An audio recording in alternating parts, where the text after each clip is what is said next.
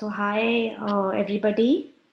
This is Radhika Iyer from the Center for Sustainable Development. Welcome to this webinar on the Decade of Action, ensuring an equitable climate engagement for all. The title itself is very timely and we are all eagerly waiting to hear from the panelists. It's co-hosted by the Consulate General of Denmark in New York, Permanent Mission of Denmark to the United Nations, and the Center for Sustainable Development at the Earth Institute. A little bit about the Center for Sustainable Development. We conduct a lot of applied research on the SDGs and its interconnectedness. And our director, Professor Jeffrey Sachs, has been spearheading SDGs design, implementation, and working with the UN on a lot of SDG related issues. So this is very timely and we are very happy to host this particular panel today. Under the umbrella of climate storytelling and the partnership that we have, we would like to welcome all our very special panelists and moderators. The panel for today will be as follows. We will have Brian Kahn, who's the managing editor, Earther, who will be our moderator for the event. And he will start by interviewing Selwyn Charles Hart, who is the Assistant Secretary General for the Climate Action Team, United Nations. This will be followed by a panel discussion with our very own Jeffrey Sachs, who's a world-renowned economist and university professor at Columbia University, followed by Demilola Ogumbi. She is the CEO, Sustainable Energy for All and Special Representative of the UN Secretary General on Sustainable Energy for All. Followed by Thomas Eidker Christensen. He is Denmark's climate ambassador. Alexandria Wilsonor is an American climate activist living in New York and is the founder of Earth Uprising. And finally, Thomas Schulz, he's the CEO of Felsmith, which is a Danish company that produces solutions for cement and mining industry, two of the highly CO2 intensive industries. So we welcome all the panelists and over to Brian for his moderation. Thank you so much, Radhika. It's a pleasure to be here and to be talking with so many interesting people about a very crucial topic.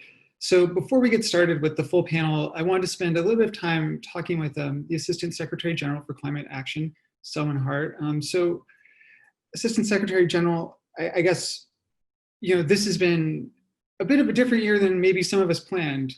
Thought about this being the decade of climate action, and instead it's sort of begun under this cloud of a pandemic. And so I really wanted to talk with you and sort of understand how you feel the pandemic has maybe shaped or changed your views on climate action 9 months into this very important decade. Thank you, and thank our colleagues from Denmark and Professor Sachs. Always a pleasure to join you. I think this crisis has fundamentally altered our lives, and it is definitely on a personal level made all of us think about how the direction of our lives, and it makes our approach to addressing the climate crisis even sort of more urgent than ever. If we think what we're experiencing now is bad in terms of the COVID-19 pandemic, then this will definitely pale in comparison to what will happen if we don't address climate change. So the COVID-19 crisis has certainly made it crystal clear that we must, with a high degree of urgency and ambition, address the climate crisis, and we must use this crisis as really a vast opportunity for us to reshape our world in a way that is inclusive, that is sustainable, and leaves no one behind. And it has also shown a number of other things as well. Governments have mobilized trillions of dollars to fight this pandemic. Those trillions of dollars that have been mobilized, largely been borrowed on the backs of the young people. You know, my children and your children will be responsible for repaying the resources that have been mobilized to address this pandemic and its economic fallout. And we definitely owe them to ensure that we avoid the worst impacts of the climate crisis. I think it's interesting to say that, you know, we have seen this major mobilization of money across the world, and some of that has gone into green recovery, some of it hasn't. And I wonder if, you know, you see an opportunity. Does the opportunity still exist for us to actually cut emissions at the rate we need, which is about 7% per year over the decade, if we're not using this pandemic to actually transition to a green recovery? I believe that this goal remains within reach, and we need to continue to work towards the 1.5 degree goal of the Paris Agreement. As you correctly said, it will require a drop in emissions on a sustained annual basis of around 7% to provide us, and I must say, with a fighting chance of staying under within that 1.5 degree goal. And we saw as economies shut down over the course of March, April, and March, April, and May this year, a significant decline in emissions. However, as the WMO United Nations report pointed out, global emissions have rebounded as countries have reopened their economies. So we've not yet started to see that sustained reduction in emissions that is required. However, as a result of this crisis, we've seen significant shifts in behavior, right? And those shifts in behavior need to be baked into the recovery. How the G20 countries design their recovery plans and strategies will be absolutely crucial in determining whether we can attain this 1.5 degree goal. And this is why the Secretary General, as early as April this year, when we were still locked in the crisis and it was a great amount of global uncertainty on how to fight this virus and what would be the next steps in terms of restoring economic well-being, he proposed these 6 climate positive actions, for countries to take into account as they design their green recovery plans and strategies. He asked them to invest in green jobs, to tie bailouts to polluting industries and sectors to alignment with the goals in the Paris Agreement, to take financial risk into financial and policy decisions, to place a price on carbon and end fossil fuel subsidies, to leave no one behind and to ensure a green transition. And finally, and most importantly, to work together, strengthen international cooperation, and double down on multilateralism. And we believe that if these climate positive actions are incorporated in the recovery, especially within the major economies, we will stand a fighting chance of achieving these goals. And we're seeing some good progress and some not so good progress. Some countries have used the crisis as an excuse to roll back environmental protections. Other countries have been using or have sought to use this crisis to make new investments in coal, and the Secretary General has been very clear: coal has no place in any recovery plans and programs. But we've also seen some very positive developments. These positive developments, like from countries like the Republic of Korea, with its Green New Deal as the centerpiece of its recovery, the European Union, as well with the implementation of the European Green New Deal and a very strong implementation plan behind it. But we've also seen really good things coming from the real economy, where sectors and industries, global finance has been exiting coal and fossil fuels. They've been calling very strongly for climate risk disclosure. And we've seen major alliances of investors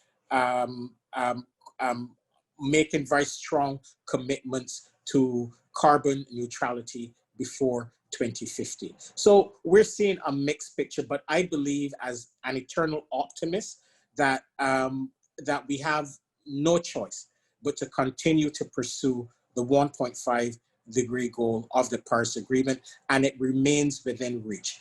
As the response to this crisis has shown, we have the financial tools, we have the resources, and we have the technological tools as well to respond to a major global crisis. So I know we have you just for a few minutes, so I want to ask you one last question, which is, you've talked a lot about governments and UN and industries, these big things. And I think maybe we have some CEOs or world leaders listening right now, but we have a lot of regular everyday folks listening. And so I'm wondering if you can talk a little bit about how they get a seat at the table and that they ensure that this recovery is equitable and serves them as well.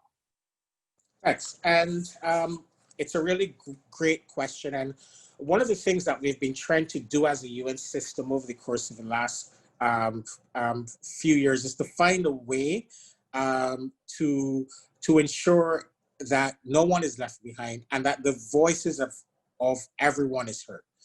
And as an individual, you are a voter, you are an investor, and you have certain rights as a citizen of your respective country, and you really need to exercise those rights in order to shape policies as it relates to climate change. We have tried to amplify the voices of young people, and very recently, the Secretary General created, for the very first time in the UN system, a youth advisory group on climate change. The voices of young people, we need to get young people at the table. We are basically deciding their future. They will be the most indebted generation ever in human history, and they will be a generation that faces multiple crises, least not the climate crisis, and we really need to have the voices of young people. So we're hoping that this our youth advisory group will really help to generate momentum. But as we've seen over the course of the last few years, and definitely over the course of the last few months, young people will demand to have a seat at the table. And we really need to find a way to bring them into the fold, given that we're basically deciding their future before they can have a chance to decide their own futures. Business, the role of business and real economy actors will also be absolutely crucial in driving change. And we're seeing, and we saw this 5 years ago, Jeff, you were, or Professor Sachs, sorry, you were part of this really movement to bring business on board in terms of driving action and ambition, and also pushing governments to be bold, pushing governments to ensure that the policy and regulatory framework incorporates climate risk, that the policy and regulatory frameworks support innovation to find the right technologies and solutions to solve this climate crisis. So my view is that we need all hands on deck. We need an all hands on deck approach to solve and address this climate crisis. Well, thank you so much, Assistant Secretary General. I think that that's actually a great segue into our panel. I know you probably have to run to many meetings. It's a busy week for the UN here. But thank you so much for this opportunity, and I look forward to continuing to engage with all of you. As I said, we need all hands on deck, and you can be assured of my own personal support, but also the support of the UN as well. Thank you so much for joining us, and have a good rest of the day wherever you are. Thank you. Thanks so much. So I think that was a great intro to our discussion today, and I'm very excited to now be joined by the rest of our panelists. I'm very glad Radhika did the introduction, as if I did it, a very interesting and diverse group of people with expertise across a range of sectors. So I want to start this discussion by first addressing Professor Sachs, or is it all right to call you Jeff? Jeff is good. Good. All right, great. Well, Jeff, I wanted to bring you in because we've heard a little bit about where the UN is currently, how they're viewing the next steps, I guess, of this decade. And I'm wondering if you can give us a quick overview of where we stand right now, and are we headed in the right direction? And if not, how do we get turned the right way? And staying focused on climate change, is that right? Yeah. So the situation is awful. Let's be clear, we're not in the right direction. We are not achieving what we need to achieve. And we have the vivid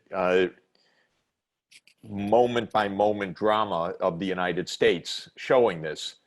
First of all, we're already in the midst of massive climate change.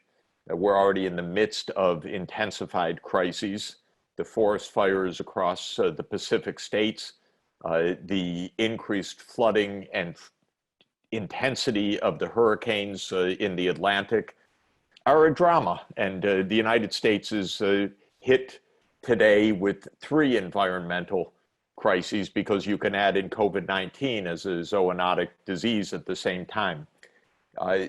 Temperatures have warmed about 1.2 degrees Celsius compared to the pre-industrial baseline. They're rising by something like 0.2 degrees Celsius per decade at this point. The 1.5 threshold is going to disappear from potential very shortly, imminently. If we don't get rid of Trump, there's not a chance in the world of this being achieved. Now, look at the US policies. Most Americans know that this is a crisis. Most states know that this is a crisis.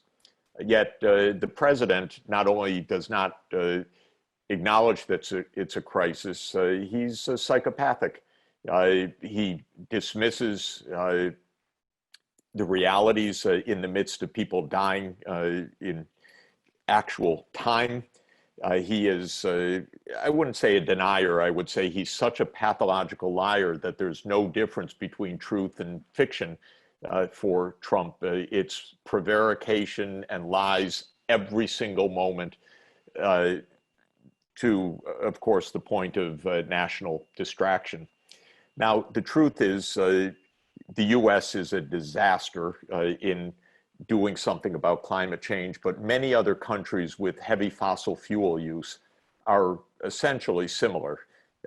Brazil, Mexico, Russia, the Gulf countries, where the big fossil fuels are located, the lobbies, the corruption, the short-sightedness, the stupidity, the nastiness, the greed is all manifest. And this is why we're already 28 years after signing the UN Framework Convention on Climate Change, but we have not even stopped the rise of annual emissions, much less stabilized the concentration of CO2 in the atmosphere. And for all of the thousands of conferences, talks, books, writing, and so forth, we are not going to do this until we get rid of politicians like Trump, Bolsonaro, Lopez Obrador, and others who are completely focused on their fossil fuel economy. for a variety of reasons, but mostly out of greed and short-sightedness and political lobbying rather than any logic. Suppose we did that. What would an expert say about what to do? The right way to think about this is not actually the percentage decline of emissions per year and so on. This is not the right way to think about it. The right way to think about it is, what is the transformation of our technologies needed to get to zero? And on what path can that be achieved? So the answer to that question is actually quite straightforward, though there are some uncertainties, but it's not hard to summarize what we know. What we know is that the path to zero is renewable power, that is electricity produced by wind and solar, plus some other zero carbon options, but basically zero carbon electricity, electrification of automobiles, electrification of buildings, and using electricity to produce green fuels like hydrogen or synthetic fuels like synthetic methane or synthetic liquid hydrocarbons, which would then be used by industry, for example, or by heavy trucking, or by aviation, or by shipping, and a little bit of biofuels as well. This is the technological pathway. And then one takes that pathway and asks, at what pace can the different parts of that pathway be accomplished? We have to move from coal and gas-fired electricity to wind, solar, hydro, and so forth, powered electricity. We have to move from our vehicle fleet, which is 99% internal combustion engine, to electric vehicles, and so forth. Well, you can study that in a model. It's not the same thing as saying X% per year. It's a path where you replace different parts of the capital stock at different paces depending on their lifetime and replacement rates, whether it's buildings, retrofitting, new power plants, automobiles, trucks, planes, ships, and so forth. If you make such an analysis, it turns out you can accomplish the goal of reaching net zero emissions by the year 2050 at a cost which is tiny, much less than 1% of the output per year of the US economy. So at a cost of less than 1% of our national income, we could get to zero by 2050. And that means that if we had a national mission like the moonshot, we would have a success you could identify, just like Mercury, Mercury, Gemini, and Apollo missions got us to the moon and back. You could identify what would be the steps needed to get us to zero emissions by 2050. And they're quite logical, and the engineers could spell them out in considerable detail, just like NASA got us to the moon and back. So this is what we should do if we had rational leadership. And that rational leadership should combine with leaders in other parts of the world that should design their own pathways. We are in the hands of madmen in many parts of the world. Trump is psychopathic in my view. He is the biggest danger to the world of any American president in history. We need to get him out of office, and then Joe Biden would start, I believe, a much more rational process. The US government has not had high rationality in this issue for years because the corruption of our political process is high, because ExxonMobil, Chevron, ConocoPhillips, Koch Industries, and so forth have dominated the lobbying until recently.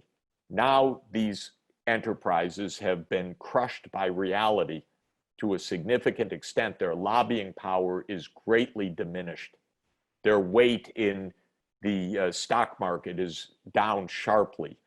Many are going bankrupt, thanks God, because they absolutely have no constructive role to play in our economy. But this is the political fight that we're in.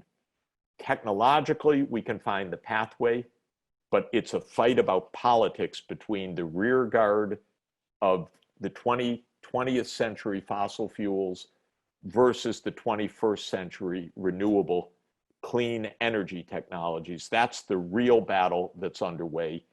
And that's the battle that's underway in almost every economy with large fossil fuel holdings. And that's not very many.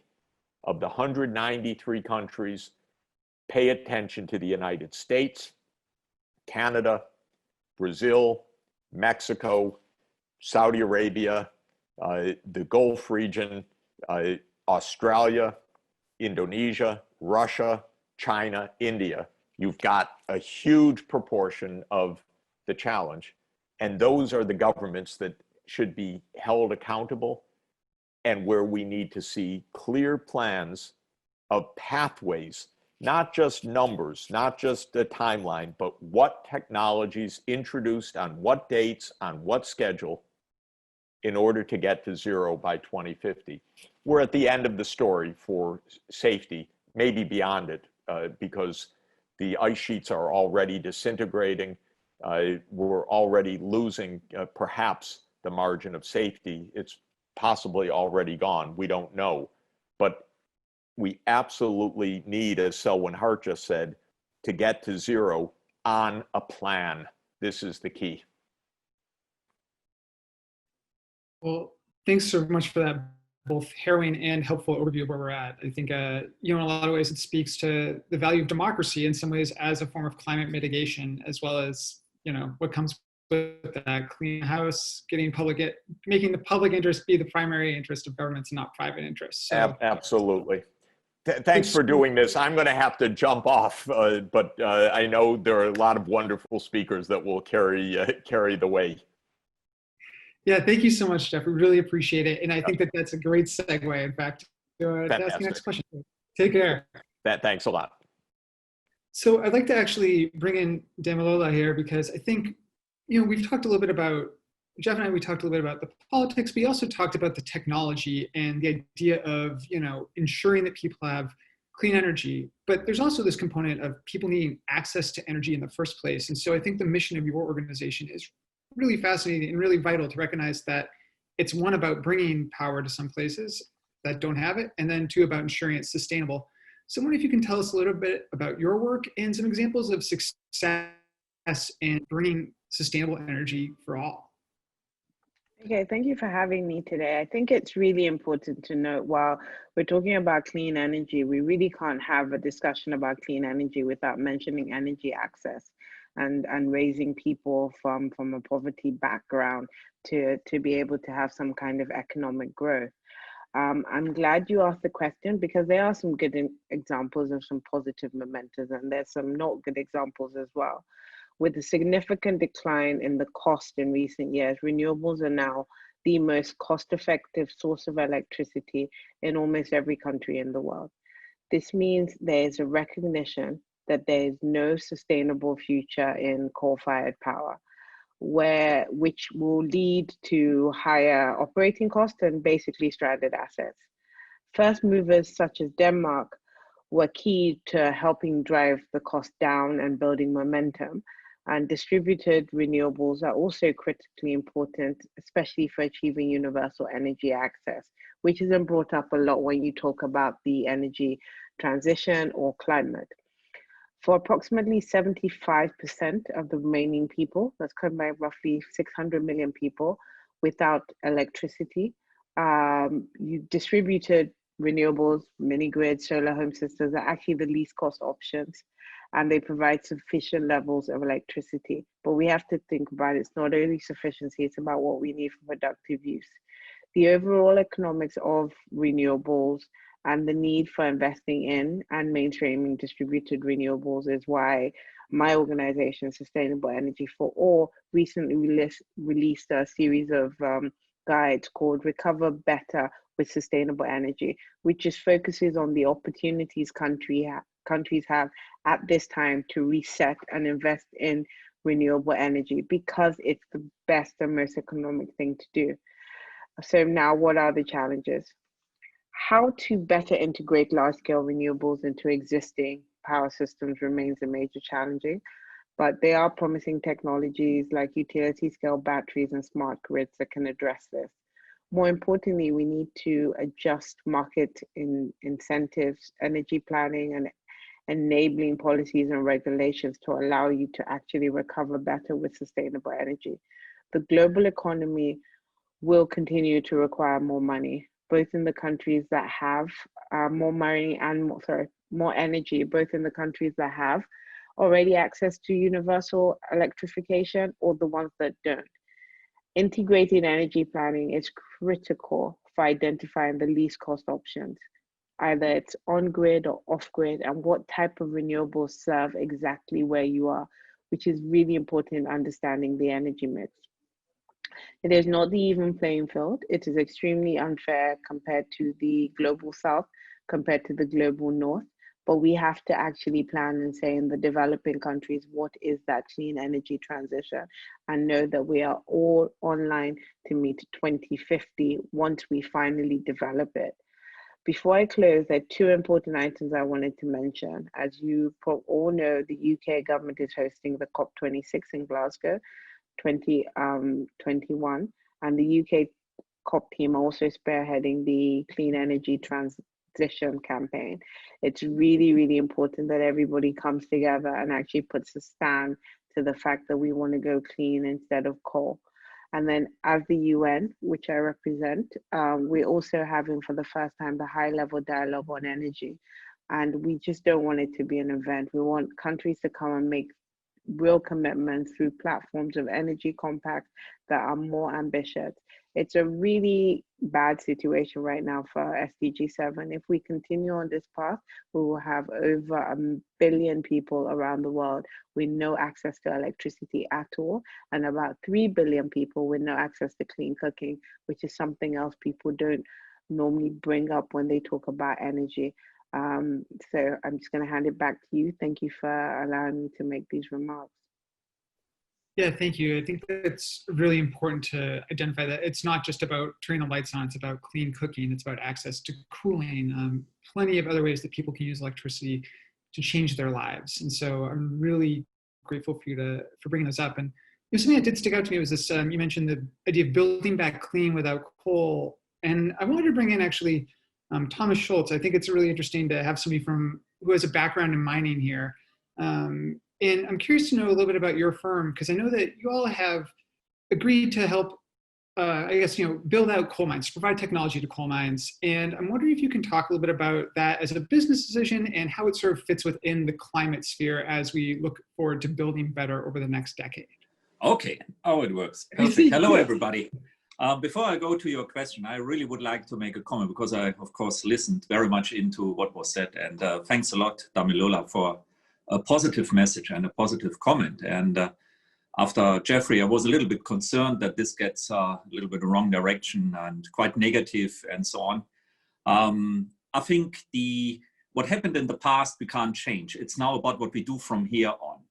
And it's very important from not only my point of view, not to go out and to bash on politicians. It's us, the consumers, influencing a lot. And I can now build a bridge to coal. I actually worked in a coal mine in the 80s, by the way. And coal was really needed. That is what everyone said, because the demand was there. So we have to look into how to change the demand and to make the people more and more informed about it, what it means, where the energy comes from and how much it impacts the climate change. And I think personally that in the last 5 to 10 years, we did quite a good step ahead. There's more or less, the majority of the people on Earth know there's climate change. The majority of the people know where it comes from, fossil fuel and other things out of industry, out of food and other setups. So from that point of view, we actually achieved quite a lot with getting it into the brain and into the daily thinking that climate change is happening and where it comes from. And now it's up to us all to make it into the right direction. And there it's about technology. And there we are back on coal. Coal will be, over the years, a dying commodity. Based on that the people would like to have more clean energy. But we have to be aware, clean energy, no matter if it's wind power, hydropower, no matter what it is is definitely using resources, minerals, labor, industry too. This is not because it's wind power, everything is CO2 neutral, what you build in. Absolutely not. So we have to work with the impact of emissions, with the impact of carbon into the environment from a technology point of view. And that is where we are located. That's our part, that is our contribution, beside all the other contributions what you have out of society and different areas in the world. It's interesting. I want to say, going back to some of the other stuff that you all are doing as well around concrete, which I think is super fascinating. But I do want to take a chance to bring in Alexandria, who I know is an activist. You know, we've spoken in the past, and she has very strong views on what we do as far as dealing with fossil fuels now, especially knowing that what the IPCC shows is that we need to cut coal use by 75% over the course of the next decade. So I wanted to give her a chance to sort of weigh in on this and, you know, see what your thoughts are on companies that are involved with, you know, facilitating the coal industry as it stands now. Yeah, so first of all, it's great to be here and listen to everybody else and all of your experiences. Off of the question a little bit, I think I want to talk more about, you know, the influence of fossil fuel companies at both the national and international level, such as at the Conference of Parties and other climate change talks, has halted decision-making, and they have promoted climate inaction and denial for decades. So polluters have also helped world leaders to take advantage of loopholes, allowing pollution to continue. So because of the serious harm they have already caused to my generation and to other marginalized and minoritized groups, they should not be given a seat at the table, in my opinion, and instead should be given a bill to repair the destruction that they have caused. So right now, the UNFCCC is allowing the fossil fuel industry to also monopolize the future energy industry, and this isn't okay. Polluters have an inherent conflict of interest in this transition. So just because they've led the fossil fuel economy does not make them the leaders of a renewable energy economy. We need new leadership in our energy industries. I think my final note on this is the youth climate movement actually specifically rejects Article 6 of the Paris Agreement. We see a carbon market economy as a false solution to the climate crisis.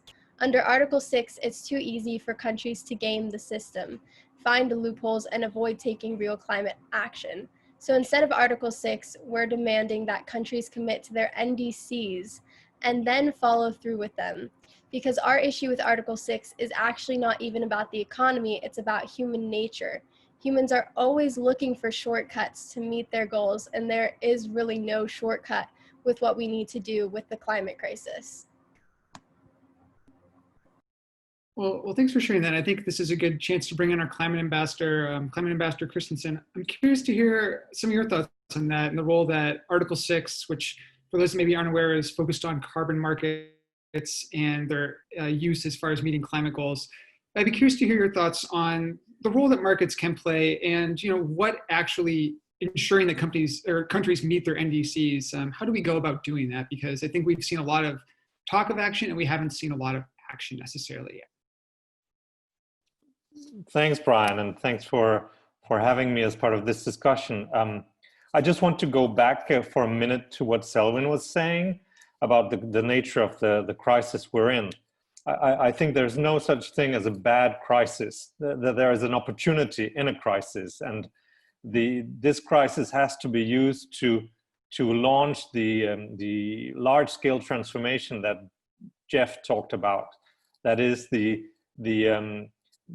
combining recovery with the green transition, so that we invest in the right stuff instead of in the wrong stuff, that we invest in the green transition instead of in going back to the black. And what we've done in Denmark during the crisis is actually to adopt a new climate bill in parliament right in the middle of lockdown that puts us on a pathway to 70% emissions reduction in 2030, which means a full decarbonization of Danish energy generation a push on transport, and then we still are struggling with how to decarbonize our agriculture, which many countries are still struggling with.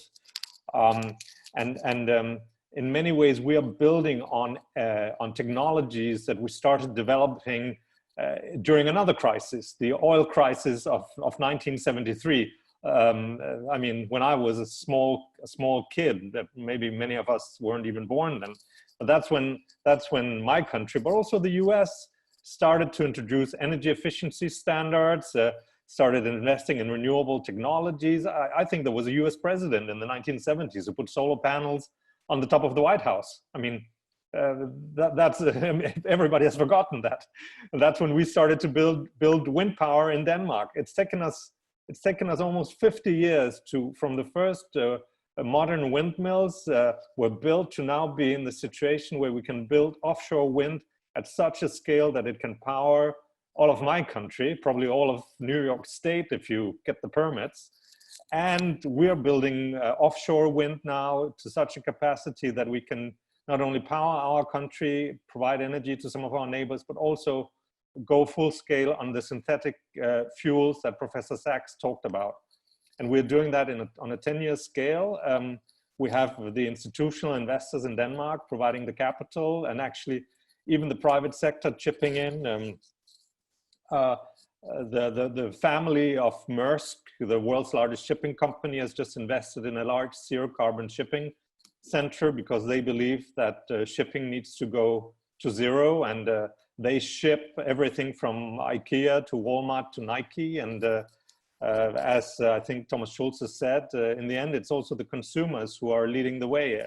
Alexandra's generation, everybody who demands zero carbon products, the companies, they listen and they drive that through their value chain, and through that you actually change the world. And we can see that the demand for Danish technology around the world in terms of offshore wind and so on is skyrocketing. And our large national utility used to be a coal-fired utility all over the country 10 years ago. They have now shed all their coal power plants, have gone totally green, and have become the world's largest green utility, building offshore wind all over the world. And I think that transition can actually happen in a very rapid space of time if you have the right political will, the consumer pressure, and the economic incentives, and the investors who follow suit.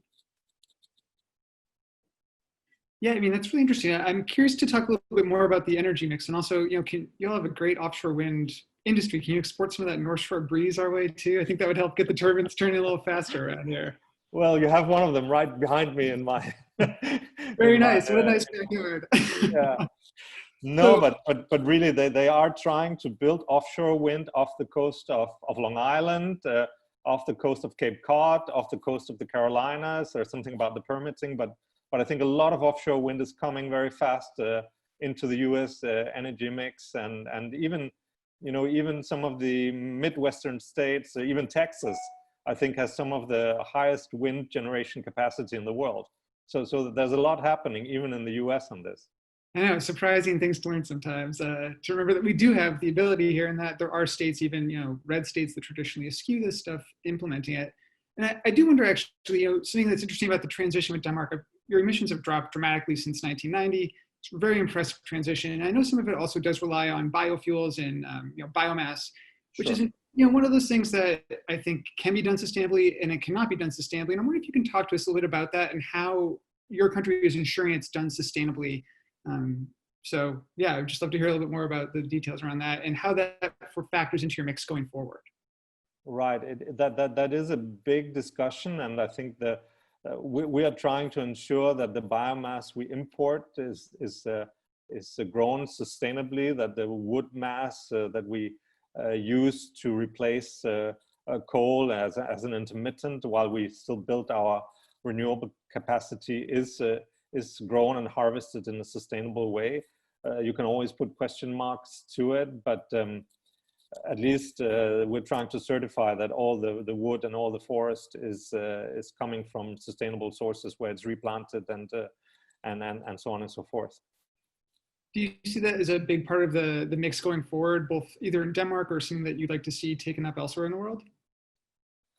That's still out for discussion. I think we think that you should actually go as fast as you can to a higher degree of renewables. And I think, I mean, it's quite ironic, but Danish taxpayers, by subsidizing wind buildup over the last 30 years, have also subsidized the prices coming down all over the world on wind. We're only a country of 6 million people. I mean, we're about the size of the population of Manhattan, right? But we've subsidized wind going to scale in the rest of the world. Just like German consumers finance solar through large subsidies in Germany that brought the global price of solar down. So in the long term, that's the way to go. And once you have the technology at scale to produce hydrogen and synthetic green fuels and store them, then I think the other intermittents, whether it's biomass or gas, will not be needed to that extent. But I think Thomas Schulz is actually much more the engineer than me. He can speak more see what he has to say. that. I'm curious. Thomas, can you tell us a little bit about, I mean, I'm happy that Thomas Schulz, two Thomases, how could it's confusing, but I'd love to bring you into this part of the conversation. You're on mute though. So thanks for the input, Thomas. What you see is, I take windmill or wind power in general. To produce a windmill, you need up to 200 tons of steel, 5 tons of copper, 1 to 2 tons of rare earth. And as a mining engineer, I can tell you this is of course not to produce carbon free nowadays. It consumes a lot of water, it makes a lot of emission, and it actually shapes the world wherever the mining happens.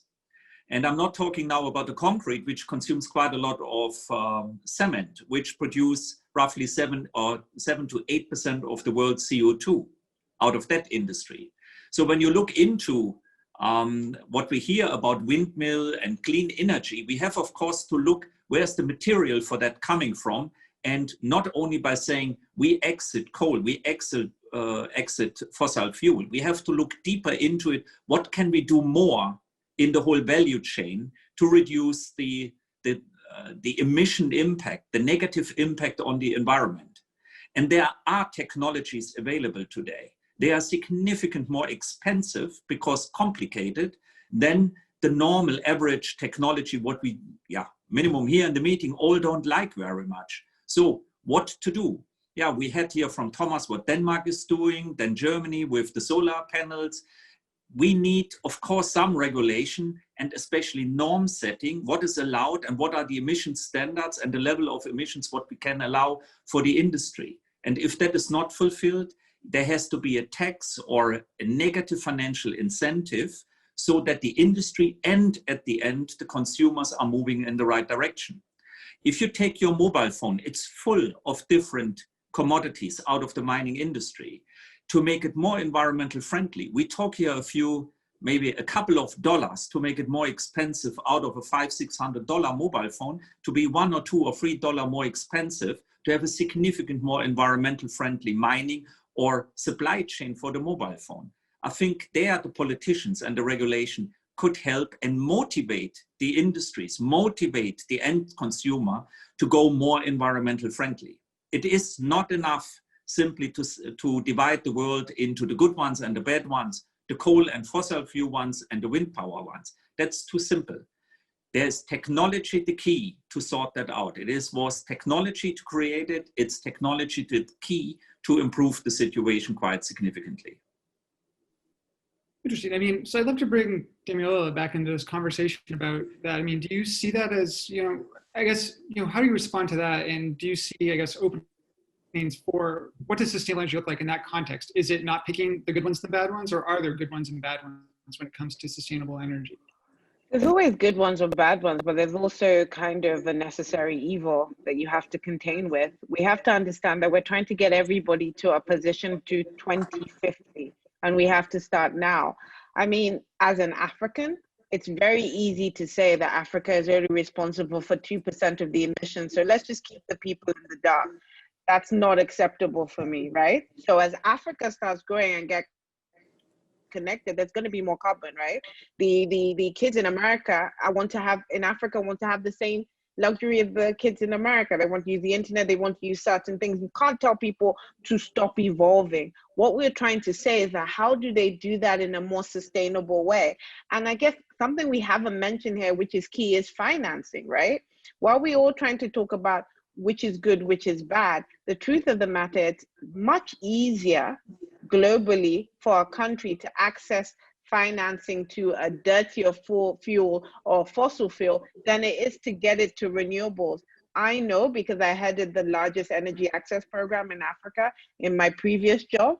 And one of these things, this is just the real life that no one ever wants to target when we're saying clean and not clean.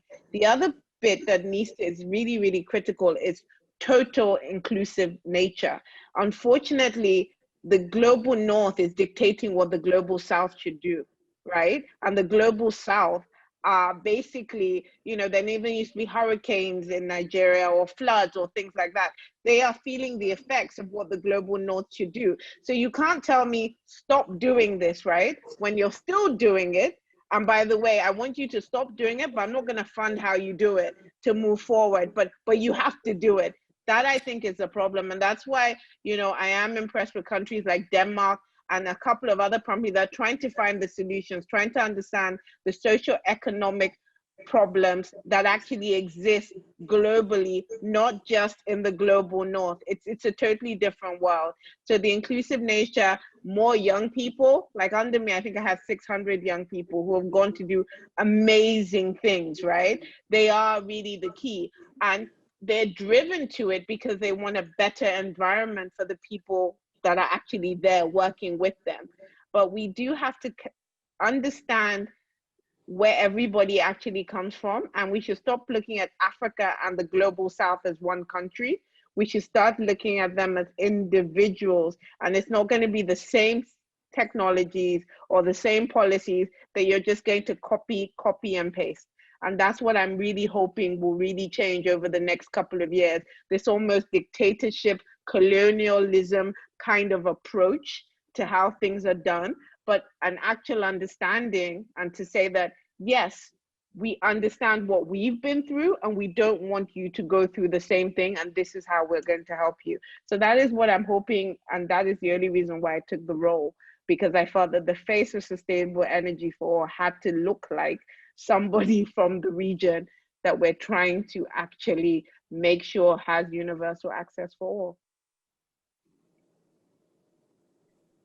I think it's also really important that, the point you make there about not just re-implementing a colonial nature of this also means that sometimes the means of production, that the actual terms, that whatever it is also produced in Africa, that it's not being outsourced to other places. And I wonder, how do you think about that part of the supply chain being part of the work that you're doing? Not just the fact that you're importing these things from that place, but they're actually being built in countries where they stay in those countries. I mean, the honest truth is that over the next 10 years, we are not going to be able to compete with China in terms of solar, which is really the big drive in Africa. But what we can compete is having large scale assembly in continent. That's a lot of work we're working with. So I'll give you a perfect example. Since COVID hit, even if you want to provide power to primary healthcare centers, which is very dear to me during a COVID process, you don't have any lithium batteries available in continent. You hardly have any panels because the whole supply chain has been cut. So just as an energy security point of view, and you want to encourage clean energy, you need to make sure that large scale assembly is available in continent. So Senegal can buy from Ghana, Ghana can send to Ethiopia, and you can just have that proper clean energy mix in continent being competitive. And then as it scales up, you can then start developing a market where you can actually manufacture in country. There's some things you can manufacture now, and some people are doing it.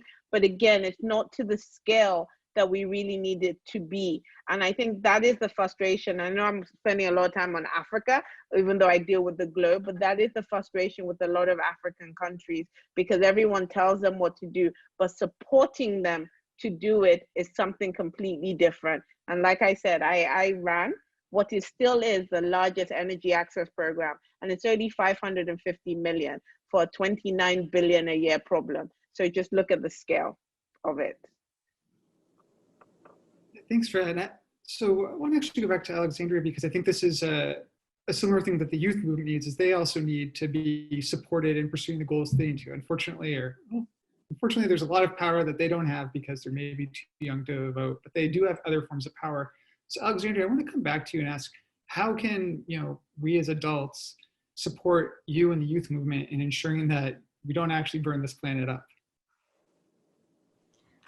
I think that there is so much that adults can do to support the movement, and I think that there, is a lot that needs to be done. I think the severity of the climate crisis, and with that, we need to see the next decade. We really need to see systematic change in every sector of society. Unfortunately, the youth and marginalized communities and countries are already feeling the worst effects of climate change, even though we have contributed the least to these crises.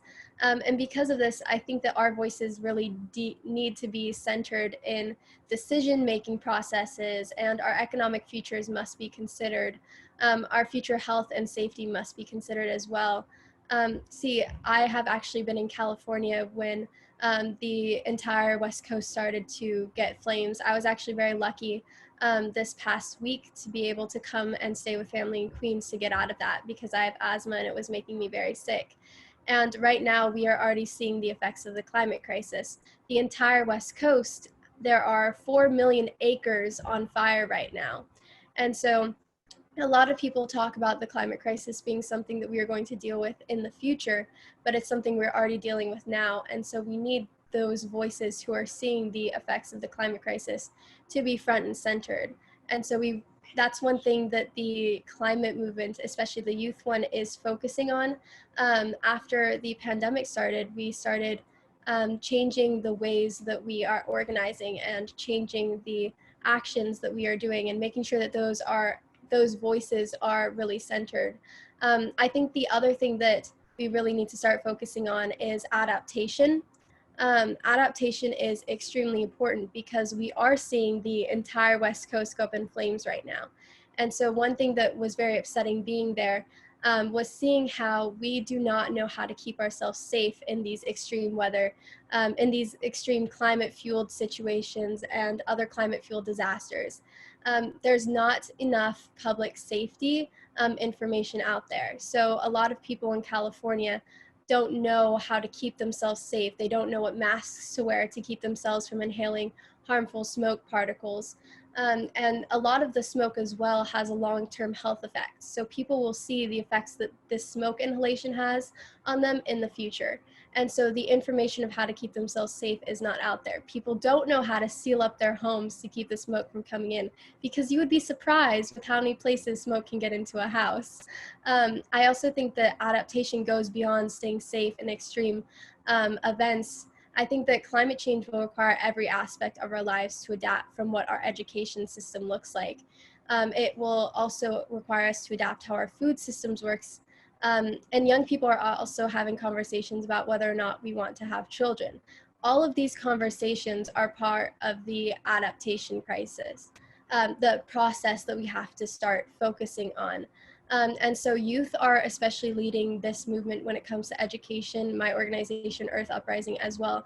And so when we start having these conversations, it is very important for adult allies to come out and support us and help us with the resources to get this forward and amplify our message in decision-making rooms when it comes to these conversations.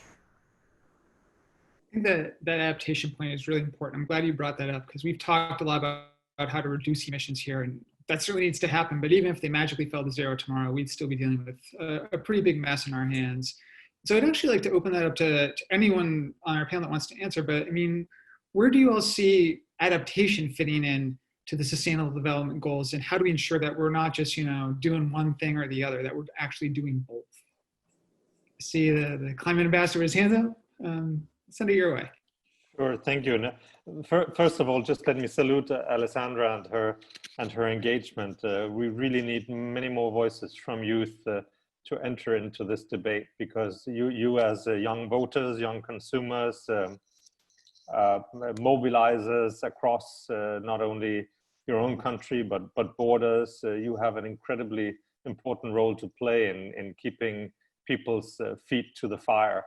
And I can just see in my own country, the reason why I'm with you today, and even my job was created, was because we had in our national elections last year a shift not to the right or the left, but to the green. And from sort of out of nowhere, amongst the normal politicians, we had a very strong vote for green politicians that totally shifted the weight in the country. And from being sort of an almost marginal issue in parliament, we had 95% of people in our parliament voting for the most ambitious climate law we've ever had. And that was a shift that happened in the course of a few months, driven by youth organizers and young people. And so that kind of shift can happen. And in a way, in my country, the focus is both on mitigation, but also on adaptation, because we know, just as Damilola talked about Nigeria, we've never had flash rains, floods, surges on our coasts, not in historic time. I mean, and we go back to the Vikings in 1,000 years. We have a long memory in my country, and we've never had that before. So we have a huge program of adaptation covering all our municipalities, of building anything from flood barriers, enlarging the sewers, building wetlands, and just preparing the whole country for a much changed future. And we are a rich country, but what about the most vulnerable and the poorest, who are much more exposed than we are? So that it's absolutely right to ask about adaptation and the cost of it. And I think the challenge is that it's possible to put a price on carbon, on mitigation. You can show the economic benefit of investing in renewables and having coal being stranded across the world, because it is, and even in the US, all the coal power plants are going out of business. But it's much more difficult to put a price on adaptation and to find a way to also calculate how to pay for it. And it becomes much more a question of donors and development aid and so on for developing countries. And we really have to get better at doing that. Just one last point also to what Damilola was saying. I think the challenge we're facing now is that almost 2/3 of emissions come from large emerging economies in the South. So even if we go totally decarbonize our economies in the US and in Europe, we still will have very fast moving climate change happening, because, and you hinted to that, Damilola, especially China, but also other countries are still building out their coal and using coal and other fossil sources to a large extent. It doesn't mean that we don't have an obligation in the North to be first movers on technologies and to drive down the costs, as we've done on solar and wind. And it doesn't mean that we shouldn't have the most advanced policies and do capacity building and funding and investing. But we have to do it in a partnership with the Global South. It's no longer a North or South divide. It's a common endeavor. And if it's not done in partnership, we are all toast. That's the base of it. So we have our job cut out for us in the next few years, and the severity of the situation cannot be stressed enough. We have to move very, very fast. Thanks, Brian. I think I'll just come in here. I'm really glad Thomas said what he did, and Denmark's policies they're actually saying what they're doing, which is not like a lot of other countries. But to be honest, adaptation are for countries who can afford it. It's really sad, but that's the truth. It just is. We would love, especially in the developing countries or the developed world, which I come to have a full-on package of everything. But when people are still dying from clean cooking, not having clean cooking, and still dying from not having basic electrification at the rate of sweeping malaria, you just need to put these things to scale, right? So when we talk about global funding and all these things, I mean, I think this is kind of like 10 times a Netflix budget, of which we all subscribe to, So when we talk about things of, putting together these big funds, I think it's also as people, I know I pay for all these animal rights things and blah, blah, blah. We have to also come into the equation. It's not okay anymore to really leave the most vulnerable people behind and say they're just left behind where we solve this problem. And I think that is the key challenge that I'd like to leave everybody with, you know, that climate and energy access has to come hand in hand now. It can't be one or the other, you know, because it really is the difference between life and death for many, many people. And also gender-based violence. People that don't have access to clean cooking are 1 in 7 times more likely to be raped on the way to get fuel. These are the statistics, you know. So, you know, human beings and climate have to come together, and it's all our responsibility to make sure that really happens. And it's key because it's affecting women and it's affecting our environment. If I can give a comment from here regarding, we talked before about adaptation and coal and CO2. And when you look into it, it's quite a big subject. And one thing what we have to come back to, or in some areas to start, is to get back to facts and figures. Where really things are coming from, what is creating it, that we are not getting misled. We have a world more and more which gets polarized. Simple comments are getting the truth, which are not automatically the truth. What do I mean? It is, when you look around the world, countries are different. The people there, as we said, they have demands and needs. And of course, they benchmark with the ones who have, in their eyes, everything.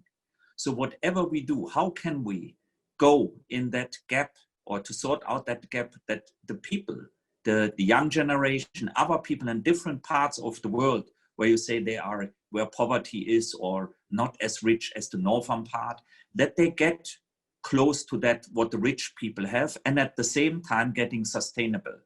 This is very important. It would not be good what we see more and more on social media, wherever you look, where the world gets polarized into bad and good people, into the right technology or not, into the right resource or not. Believe me, when you look into that, what we all talk about, clean energy and so on, there is a resource issue behind, which creates a lot of climate impact too. And we have to recognize it.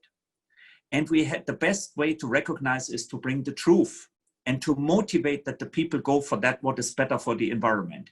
People would do that if it would be on the similar or same cost as the worst technology or the worst offering what you can get.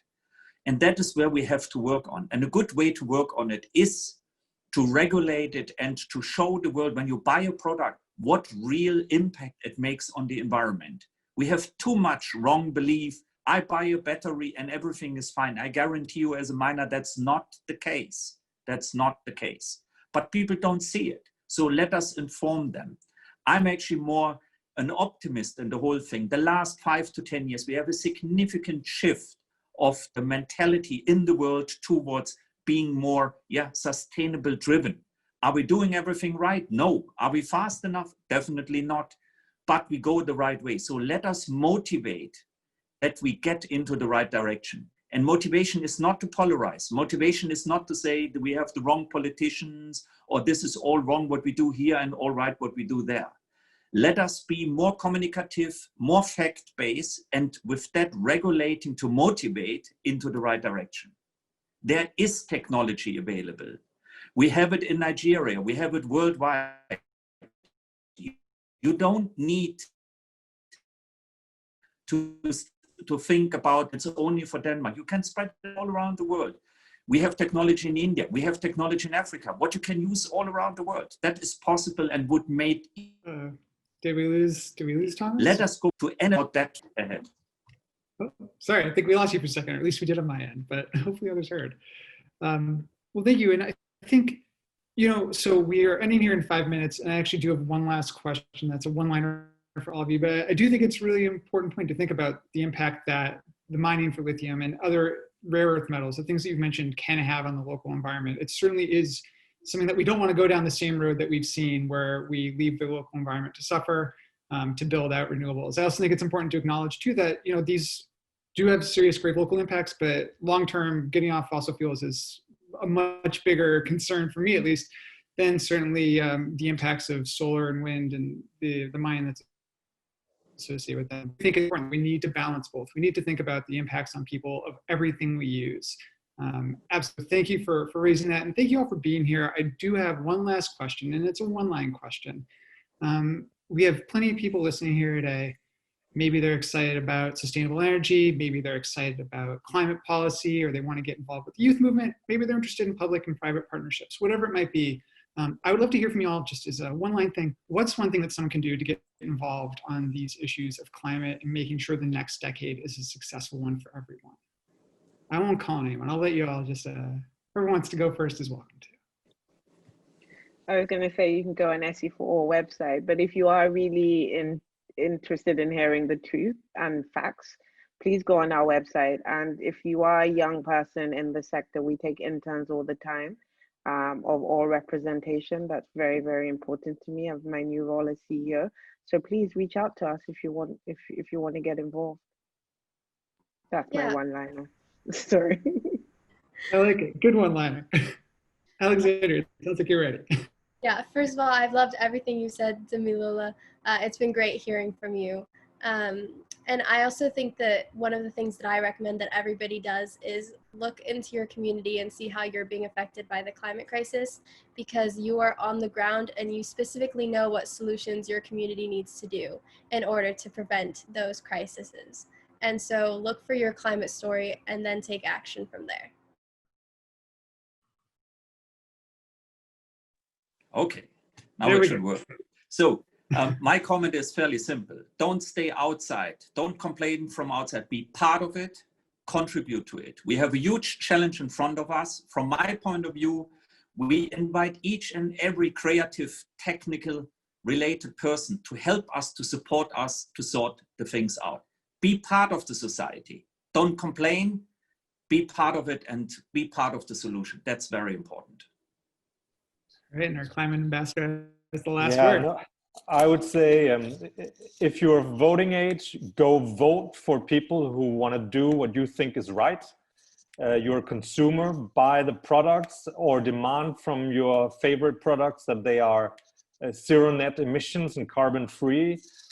If you're retired or close to retirement, demand from your pension fund that they invest your money in sustainable products. If you have an insurance, choose an insurance company that puts a price on climate risk.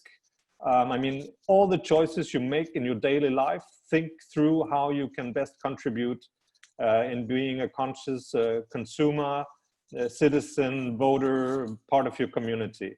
Plenty of things you can do locally. Excellent. Well, thank you all for talking today. And it's been wonderful to hear from you. It's been wonderful to hear from the Assistant Secretary General.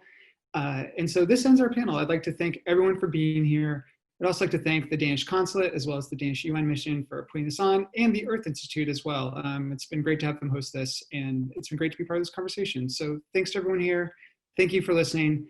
And well, you've heard it. These are your actions you can go take. So go take some action and make sure this decade's a successful one.